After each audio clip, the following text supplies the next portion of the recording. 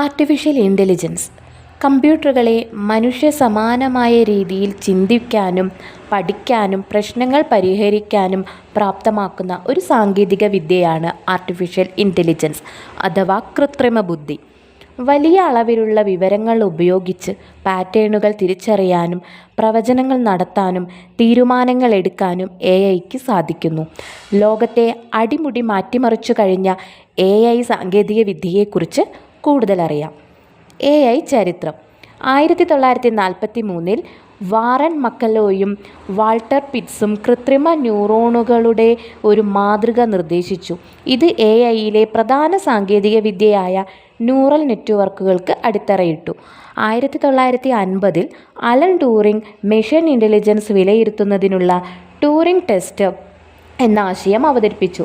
1956 അമേരിക്കയിലെ കമ്പ്യൂട്ടർ ശാസ്ത്രജ്ഞനായ ജോൺ മക്കാർത്തിയാണ് ആർട്ടിഫിഷ്യൽ ഇൻ്റലിജൻസ് എന്ന പദം ആദ്യമായി ഉപയോഗിച്ചത്. AIക്ക് മനുഷ്യൻ്റെ ജോലികൾ എളുപ്പമാക്കാനും ഉൽപ്പാദനക്ഷമത വർദ്ധിപ്പിക്കാനും പുതിയ കണ്ടുപിടുത്തങ്ങൾ നടത്താനും കഴിയും.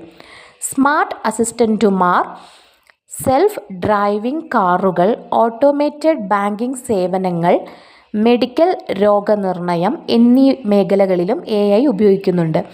ആർട്ടിഫിഷ്യൽ ഇൻ്റലിജൻസിൻ്റെ പൊതുവായ പ്രോഗ്രാമിംഗ് ഭാഷയാണ് പൈത്തൺ.